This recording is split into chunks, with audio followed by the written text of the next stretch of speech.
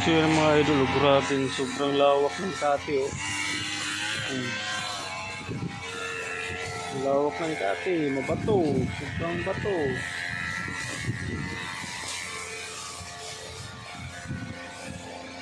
Buhangin, wala na yung buhangin, nilipat na din sa dulo.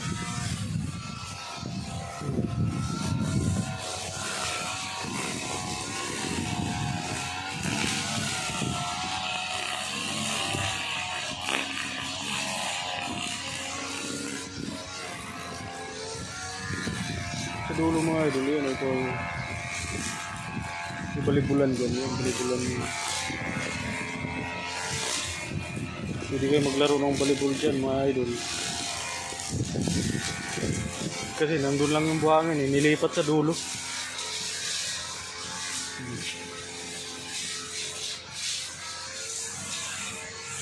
Kaya dito tayo tatambay kasi mahangin at ayan oh. Sarap tambayan kasi malamig, ilalim ng puno ng talisay. Ayan oh.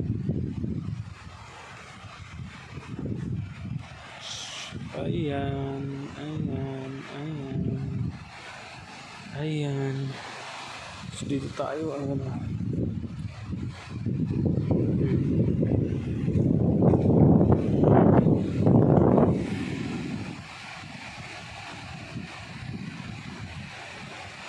Lapit natin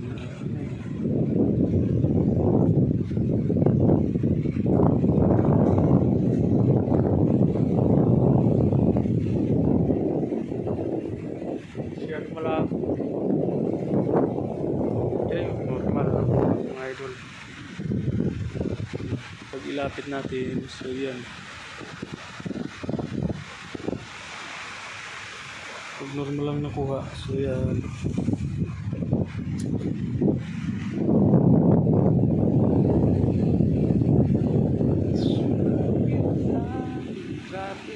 Lawak ng kati. Sarap manguha ng ano dyan, mga shell o tawagin suso. Kami dyan mga idol.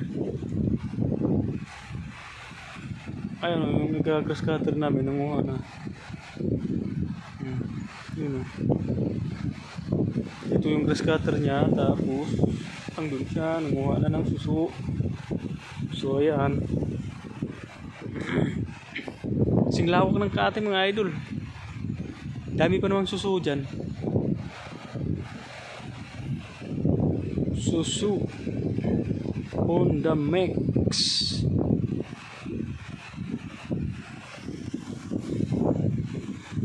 Sarap magtambay dito mga idol kasi ano, sobrang lamig yan, mahangin. Kala mo nandito ka sa ano, taas ng barko.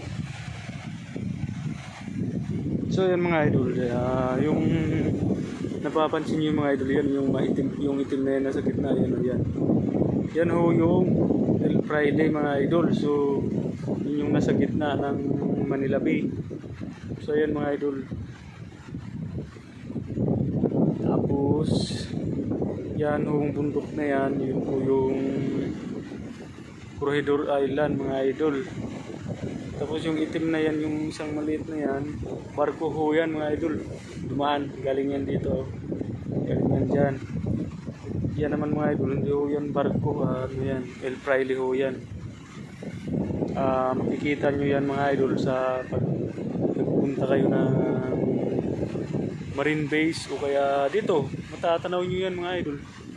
Dito, pag nagpunta kayo dito. So ayan, may ayan, bangka talaga yan mga idol yan.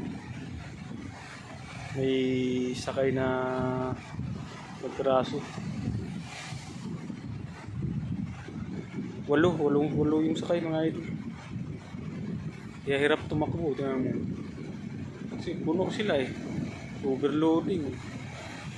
Eh kung mayroong Coast Guard dyan nag-roving, nangyari sila dyan. Overloading mga idol eh. Walo yung sakay, pang siyam sa driver. Eh ganun lang kaliit yung bangka. Oh,